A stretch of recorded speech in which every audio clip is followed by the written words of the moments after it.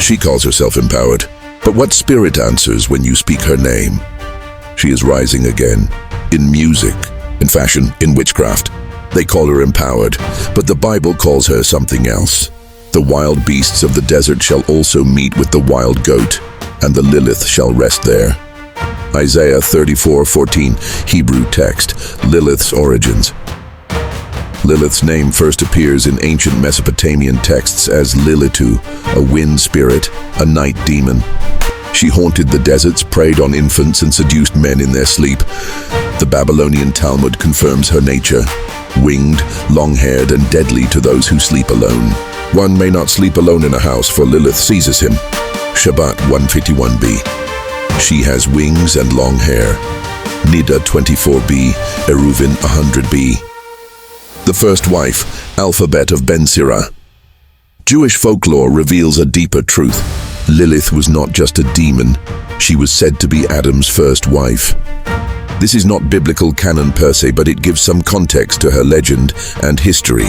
Created from the same earth, she refused to lie beneath him. She spoke the ineffable name of God and fled Eden.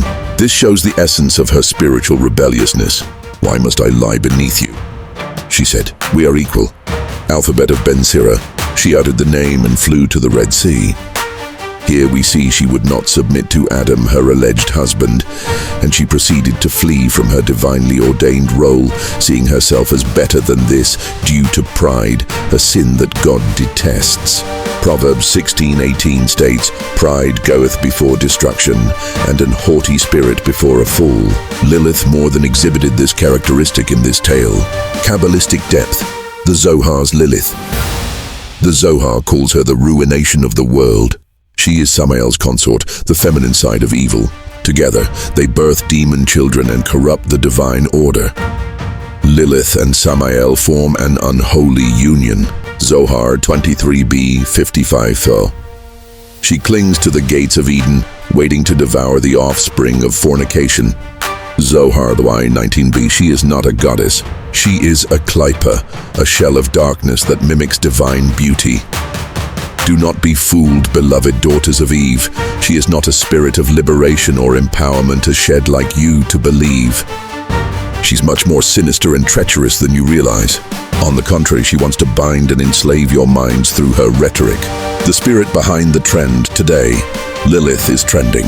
She's in music festivals, feminist manifestos, TikTok rituals, but the spirit behind her is ancient, and it is not holy. To embrace Lilith is to embrace rebellion, seduction, and spiritual death. She is not empowerment, she is exile, but there is one who cast her down. Yeshua HaMashiach, Jesus the Anointed One. He restores what Lilith destroyed. He breaks her covenants. He heals the daughters she deceived. I saw Satan fall like lightning from heaven. Luke 10:18. He disarmed the powers and authorities, making a public spectacle of them. Colossians 2:15. In the name of Jesus, I renounce every spirit of Lilith, every seductive lie, every covenant of rebellion. I break it now. Let the Lion of Judah roar. Let the daughters of God rise in purity and power.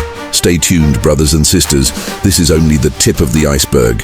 We are going to unleash all-out war upon this unclean spirit that names itself Lilith. And together with the aid of the Almighty Yeshua, we are going to claim victory and break the binds it holds on our society.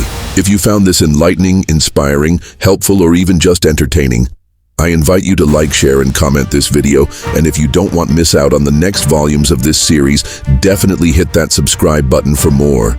The battle has been waged, but the war has just begun. Thank you for watching, and as always, God bless you.